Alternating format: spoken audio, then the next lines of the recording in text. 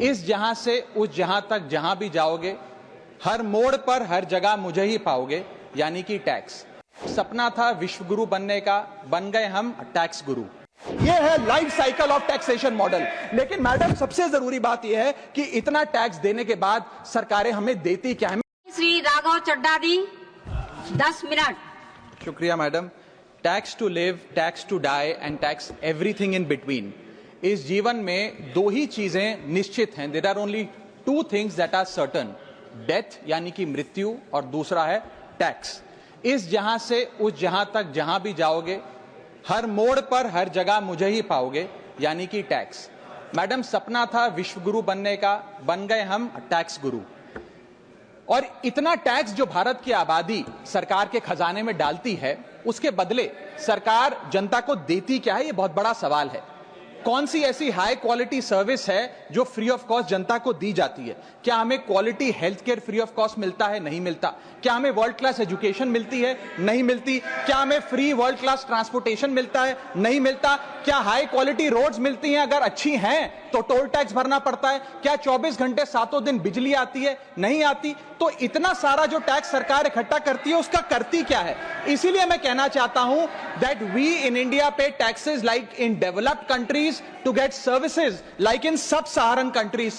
Madam, from the moment a child is born to the very moment his family mourns his death, the government is there at every step, not to help you but to tax you. और आइए एक रोमांचक यात्रा पे चलते हैं। माननीय वित्त मंत्री जी हर बार मेरे सवालों का जवाब देते हुए मुझ पर तंज कसती हैं और कहती हैं कि शायद ये चार्टर्ड अकाउंटेंट नहीं है, इनकी डिग्री असली नहीं है, तमाम तरीके की बातें मेरे बारे में कहती हैं, निजी हमले करती हैं। मैं उनका बहुत सम्मान करता हूं, मेरे मन में उनके प्रति बहुत आदर है। ओहदे में, हैसियत में, उम्र में, अनुभव में बहुत बड़ी है मुझसे। लेकिन आज मैं इस सीए की डिग्री को किनारे करके सरल भाषा में आम आदमी की तरह इस देश के आम आदमी का दर्द आपके सामने रखना चाहता हूं कि कैसे हमारे जन्म होने से लेकर हमारे मरने तक टैक्स पे टैक्स सरकार हमसे वसूलती है। मैं आपके सामने जीवन के 8 चरण, 8 स्टेजेस ऑफ लाइफ रखना चाहता हूं। फर्स्ट स्टेज ऑफ लाइफ, जब इंसान पैदा होता है, that is the birth stage. बच्चे के पैदा होने से पहले, उसकी आंखें खुलने से पहले जो उसको वैक्सीन लगती है, उस पर 5% जीएसटी लगता है। जिस अस्पताल में बच्चा पैदा होता है, उस हॉस्पिटल के कमरे के चार्जेस पर अगर 5,000 रुपए से ज्यादा का कमरा हो तो 5% जीएसटी लगता है। बेबी केयर के आइटम्स पे 5% जीएसटी लगता है। और अगर उसके माता पिता बच्चे के पैदा होने पर मिठाई बांटे तो मिठाई पर 5% और चॉकलेट पर 18%, 28% जीएसटी लगता है। दूसरा चरण जीवन का इन्फेंसी और चाइल्डहुड यानी कि बचपन। बचपन में बेबी फूड जो खरीदा जाता है उस पर 12 से 18% जीएसटी, डाइपर जो खरीदा जाता है उस पर 12% जीएसटी, बेबी स्ट्रोलर पे 5 से 12% जीएसटी, और जो खिलौने बच्चे को दिए जाते हैं उन खिलौनों पर भी 12% जीएसटी लिया जाता है। जब मुंडन होता है बच्चे का, पहला हेयर कट जिसे कहते हैं, उस हेयर कट की सर्विसेज पर भी 18% जीएसटी, और पहली बर्थडे पार्टी पर जो फोटोग्राफी होती है, फोटो खिंचवाई जाती है, उस फोटोग्राफी सर्विसेज पर भी 18% जीएसटी। यहां तक कि नामकरण की बर्थडे पार्टी जो की जाती है उस पर भी केटरिंग सर्विसेज से लेकर खान पर 18% जीएसटी सरकार वसूलती है। अब बच्चा स्कूल जाना शुरू करता है तो स्कूल जाने पर यूनिफॉर्म से लेकर जूतों, स्कूल बैग, लंच बॉक्स, सब पर जीएसटी लगता है। 12% जीएसटी नोटबुक पर लगता है, 18% जीएसटी स्टेशनरी आइटम पर लगता है। और उसके बाद अगर कोई एक्स्ट्रा करिकुलर एक्टिविटी बच्चे को करनी हो, कोई म्यूजिक क्लास करनी हो या फिर कोई स्पोर्ट्स कोचिंग की क्लास वो ले ले, उस पर भी 18% जीएसटी देना पड़ता है। प्राइवेट ट्यूशन ले तो उस पर भी जीएसटी, और पहली साइकिल जो बच्चा खरीदता है उस पर भी 12% जीएसटी देना पड़ता है। तीसरी अवस्था जीवन की, टीनेज ईयर्स, ये वो काल होता है जो सबसे मस्त मौला टाइम होता है जीवन का, बेहतरीन बेफिक्री का। इसमें बच्चा, यंग जवान लड़का लड़की अपना पहला स्मार्टफोन खरीदते हैं। उस स्मार्टफोन पर जीएसटी लगता है, अगर महंगा हो, विदेशी हो तो इंपोर्ट ड्यूटी भी लगती है। फिर वो अपना फोन रिचार्ज कराता है, उस पर जीएसटी लगते हैं। ब्रॉडबैंड इंटरनेट का कनेक्शन लेता है, उस पर जीएसटी लगता है। नेटफ्लिक्स, स्पॉटिफाई या वीडियो गेम की सब्सक्रिप्शन लेता है, उस पर भी जीएसटी देना पड़ता है। और अगर अपने दोस्तों के साथ पिक्चर देखने बाहर जाए तो पिक्चर की टिकट पर जीएसटी, एंटरटेनमेंट टैक्स और पॉपकॉर्न पर भी जीएसटी अब लगने लग गया है। तो तमाम तरीके के सॉल्टेड कैरेमल पॉपकॉर्न पर भी सरकार आपसे जीएसटी वसूलती है।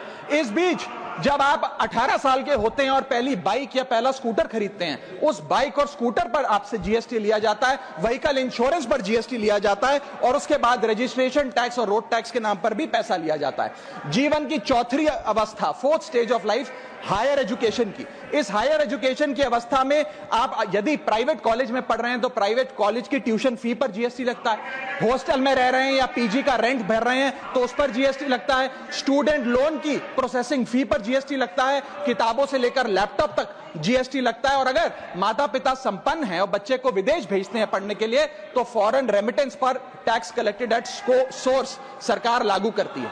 अब आते हैं पांचवी अवस्था पे, जब वो अपना करियर शुरू करता है। ये वो एज है जिसे मैं golden age of direct taxes कहूंगा।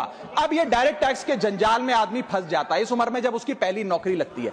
तो नौकरी में आमदनी अनुसार उसके स्लैब रेट के हिसाब से उस पर टीडीएस पहले काटा जाता है, मानो जेब काटी जा रही हो, और फिर इनकम टैक्स वसूला जाता है। जब पहली बार उसको पगार मिलती है, वेतन मिलता है, वो माता पिता या दोस्तों को बाहर खाने पे ले जाता है, पिक्चर दिखाने ले जाता है, उस खाने के बिल पर भी सरकार जीएसटी वसूलती है। और जैसे जैसे उसकी सैलरी बढ़ती है वैसे वैसे स्लैब अनुसार उससे इनकम टैक्स वसूला जाता है। इसके बाद आज वर्क फ्रॉम होम का कल्चर चल रहा है, तो वर्क फ्रॉम होम में इंटरनेट बिल्स हो, ब्रीफकेस हो, लैपटॉप हो, इन सारी चीजों की खरीद पर सरकार जीएसटी लेती है। और अगर आप ये पैसा निवेश करें, इस निवेश करने पर आप कोई भी फाइनेंशियल इंस्ट्रूमेंट खरीदें तो सिक्योरिटी ट्रांजैक्शन टैक्स के नाम पर, मैडम मेरा समय जा रहा है, कोई फाइनेंशियल इंस्ट्रूमेंट खरीदें तो फाइनेंशियल इंस्ट्रूमेंट की खरीद पर सिक्योरिटी ट्रांजैक्शन टैक्स, उसकी ब्रोकरेज पर जीएसटी और फाइनेंशियल एडवाइजरी पर जीएसटी। और जब आप ये फाइनेंशियल इंस्ट्रूमेंट बेचते हैं तो उसके मुनाफे पर सरकार आपसे कैपिटल गेन टैक्स वसूलती है। यहां तक कि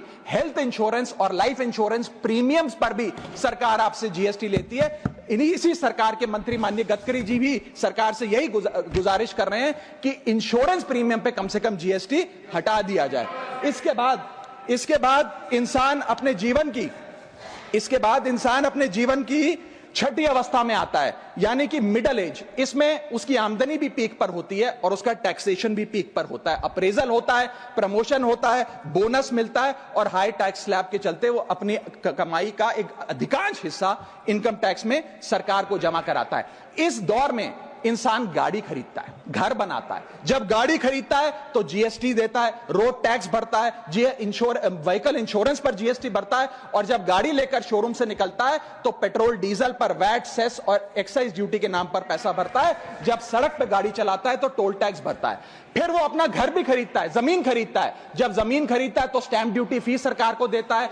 जब कंस्ट्रक्शन मटेरियल खरीदता है घर बनाने के लिए तो कंस्ट्रक्शन मटेरियल पे, चाहे वो सीमेंट हो, मार्बल हो, स्टील हो, उस पर जीएसटी देता है। उसके बाद जब कंस्ट्रक्शन सर्विसेज लेता है किसी बिल्डर से, ठेकेदार से, कॉन्ट्रैक्टर से, तो उस कंस्ट्रक्शन सेवाओं पर भी जीएसटी सरकार आपसे वसूलती है। और जब घर बन जाए तो एनुअल प्रॉपर्टी टैक्स और हाउस टैक्स के नाम पे आपसे पैसा लिया जाता है। और जब आपको पैसे की आवश्यकता पड़े और आप ये घर बेच दें तो कैपिटल गेन्स पर भी सरकार आपसे उस मुनाफे पे टैक्स वसूलती है। और इस बीच शादी तो रह ही गई, फिर इंसान शादी करता है, इस बीच तो बैंक्वेट हॉल बुक करता है, उस बैंक्वेट हॉल की बुकिंग पे टैक्स भरता है। शामियाना, खाना, केटरिंग सर्विसेज लेता है, उस पर जीएसटी भरता है। ज्वेलरी खरीदता है, उस पर जीएसटी भरता है। कपड़ा, शेरवानी सिलवाता है, कुर्ता पजामा, सूट पैंट, उस पर जीएसटी भरता है। यहां तक कि वेडिंग इन्विटेशन से लेकर, ब्राइडल मेकअप से लेकर, हनीमून के ट्रैवल तक हर चीज पर सरकार आपसे जीएसटी वसूलती है। सातवीं अवस्था सरकार जीवन की वो है रिटायरमेंट। इस फेज में इंसान चाहता है आरामदायक जीवन जिया जाए, जो जीवन में कमाया उस कमाई के सहारे उसकी इंटरेस्ट पर, पेंशन पर जिया जाए। लेकिन इस अवस्था में भी सरकार पेंशन और इंटरेस्ट इनकम पे आपसे टैक्स लेती है।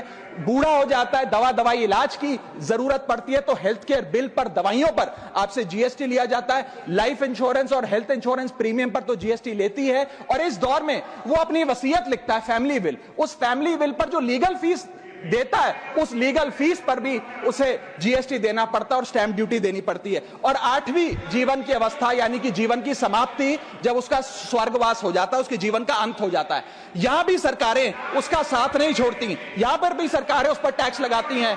जब कोई इंसान मरता है तो उसके अंतिम संस्कार में देसी घी, चंदन वुड, नारियल, इत्तर जैसा सामान इस्तेमाल होता है, उस पर भी जीएसटी लगता है। और जब उसके मरने के उपरांत अखबार में ऑबिचरी की इश्तेहार छपाया जाता है, उस पब्लिकेशन ऑफ ऑबिचरी न्यूज़पेपर पर भी 5% सरकार जीएसटी लेती है। और मरने के बाद जब प्रॉपर्टी उसके बच्चों को या परिवार वालों को दी जाती है, उस म्यूटेशन पर भी सरकार आपसे ड्यूटी सेस लेती है।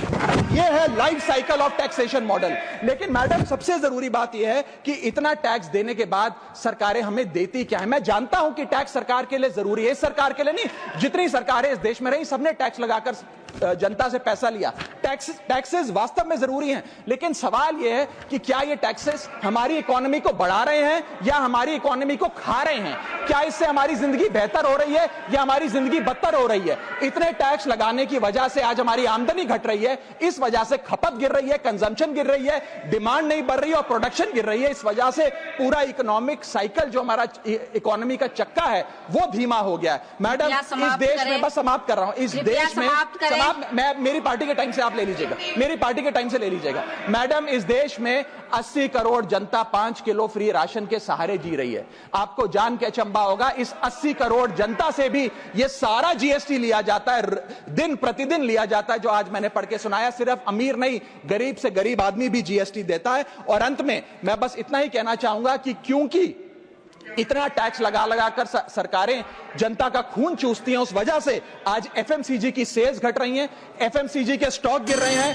कंजम्पशन डाउन हो रही है, नई गाड़ियों की सेल श्रिंक कर रही है, तमाम तरीके की जितनी भी न्यू परचेजेस होती हैं उसमें मंदी देखी जा रही है। सरकार को जीएसटी कम करना चाहिए, कम करेंगे तो जनता की जेब में पैसा आएगा, पैसा आएगा तो मांग बढ़ेगी, खपत बढ़ेगी और इकोनॉमी का चक्का चलेगा। आपका समय समाप्त। बहुत बहुत शुक्रिया।